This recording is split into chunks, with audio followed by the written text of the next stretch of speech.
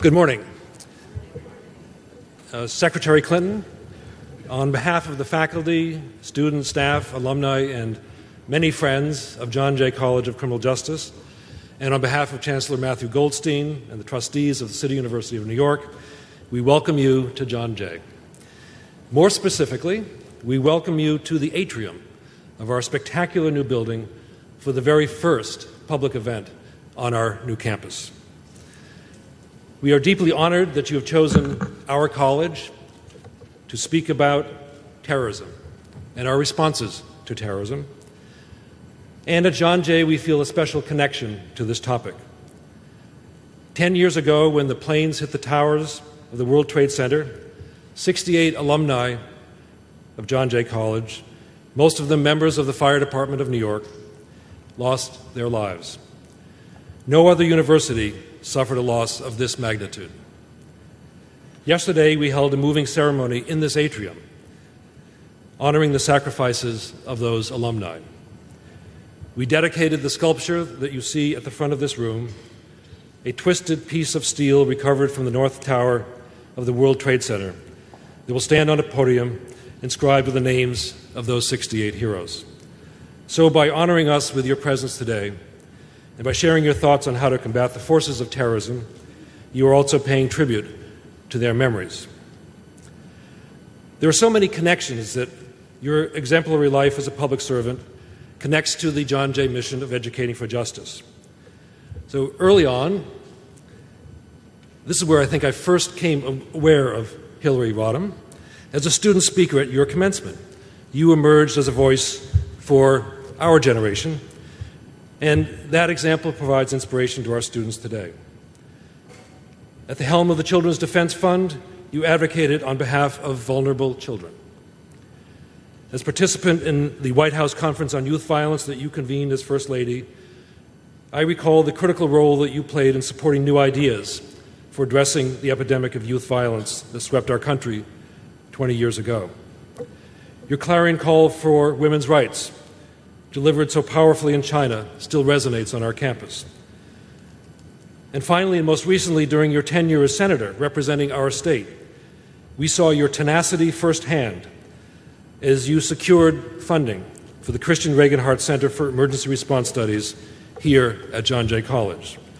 So we thank you for your inspiring life. We consider you, as we call ourselves, a fierce advocate for justice. Now, we have one other historic connection. As Secretary of State, you are the successor of John Jay, a New Yorker who served as the second Secretary of Foreign Affairs of the Continental Congress. So I want to share with you a favorite story of John Jay that shows that he, like you, knew how to fight for New York. When Jay was elected Secretary of Foreign Affairs in 1783, he said he would accept but on one condition. The Continental Congress, which then had no home, would have to locate in New York City so he could be close to his family. The Continental Congress resisted for a while, then met his demand and moved its headquarters to downtown New York. Now, today's Congress probably does not comply so readily with requests of the Secretary of State, but it's a great example of how to move them in the right direction. So, Secretary Clinton, like John Jay, you are a powerful and effective advocate for our country, its democratic aspirations. In today's world, like a world at that time, so full of enormous challenges, risks, and opportunities. We're grateful for your leadership, we respect your values, and we welcome you to our campus. Thank you so much.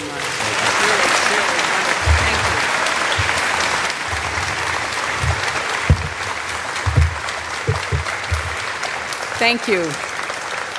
Thank you very much, President Travis, and it is for me a great personal pleasure to be in this new facility for John Jay. I had the opportunity to visit John Jay when it wasn't quite as light-filled as this atrium is, but knowing that it was always fulfilling its mission. And to come back here today to be with all of you is a singular honor. I'm also very honored to be here with so many friends and colleagues, people who I had the great experience of working with over the last 10 years as a senator, now as Secretary of State, people who made a real difference to this city, this state, the country, and indeed the world. And I think about our time together and the work that we did, and it fills me with great gratitude that I had such an opportunity to be just a small part of what so many of you have done in the days and years since 9/11. I know that this is a time when we are meeting here in New York amid a looking back as well as a looking forward, and with the news last night of a specific, credible, but unconfirmed report that al-Qaeda, again, is seeking to harm Americans, and in particular to target New York and Washington. This should not surprise any of us. It is a continuing reminder of the stakes in our struggle against violent extremism, no matter who propagates it, no matter where it comes from, no matter who its targets might be. We are taking this threat seriously. Federal, state, and local authorities are taking all steps to address it. And of course, making it public, as was done yesterday, is intended to enlist the millions and millions of New Yorkers and Americans to be the eyes and the ears of vigilance. Of course, people should proceed their lives and do what they would do ordinarily, but to be part of this great network of unity and support against those who would wreak violence and evil on innocent people. I could not think of a better place to discuss this topic than here at John Jay. For decades, you have trained many of New York's leaders in law enforcement and public service, including many who are working right now around the clock to keep our city safe and secure during this anniversary weekend. And as President Travis has reminded us, 10 years ago, John Jay lost more students and alumni, many of them first responders, than any other educational institution in the country. And you became one of the few institutions to offer a master's program in the study of terrorism.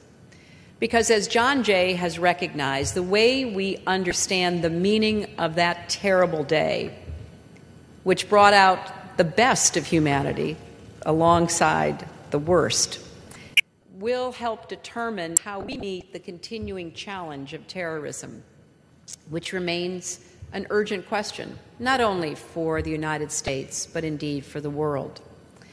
This memorial, which is fashioned from steel salvaged from the North Tower, will serve as a reminder here at John Jay of what this city and our country went through.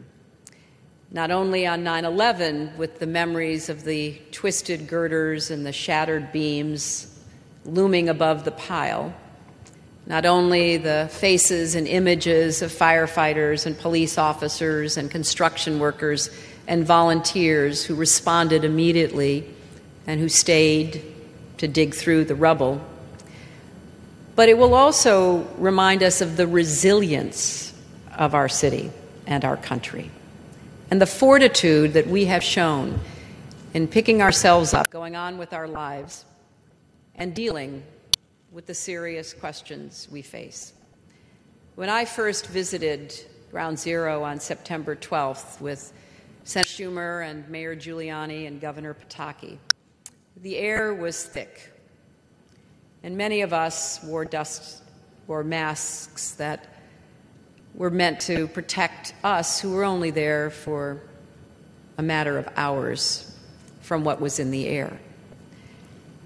But as I watched the firefighters emerging from behind the curtain of darkness, the soot that covered them, they weren't wearing masks. They were focused on the job in front of them. When I returned a week later, the rescuers were still there. It was raining that day, but they hadn't stopped. They stayed right there, looking for their comrades, looking for the hundreds of others whom they never had known in life, but would try to recover in death. At a family assistance center on Pier 94, I began to meet with and work with families who were cradling photos of their missing loved ones. There are some wounds that never fully heal, that we all live with for the rest of our lives. And there are those who have shown how strong they have been in the face of their pain and their loss, and have moved forward, lead with new purpose to help build a better future. There were not very many survivors, as you remember, but I tried to meet with them. I remember visiting one at St. Vincent's who had been so profoundly injured by a part of the airplane falling on her.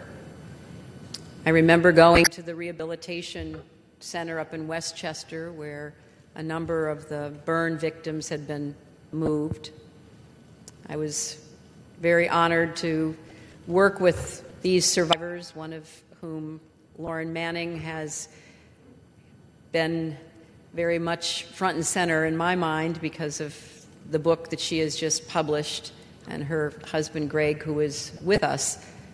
Although she was badly burned, through fierce willpower and character, she fought her way back and reclaimed her life. And now she and Greg have two wonderful young sons. In her book, Lauren writes that we may all, in fact, we all will be touched by adversity as we go on our life's journey, but we can refuse to be trapped by it. And that is what emerged so powerfully on September 11th and all the days that followed. Compassion, courage, and character, as strong as one can imagine and even stronger than the steel that were in the towers. We learned something about what makes this city great and what makes this country exceptional. New Yorkers worked hard to sustain that spirit. Sally Regenhard went to work to make sure that her son Christian would be remembered and that his death would lead to changes in the way that we build skyscrapers. And the Christian Regenhard Center for Emergency Response Studies is here at John Jay. Jay Winnick and David Payne,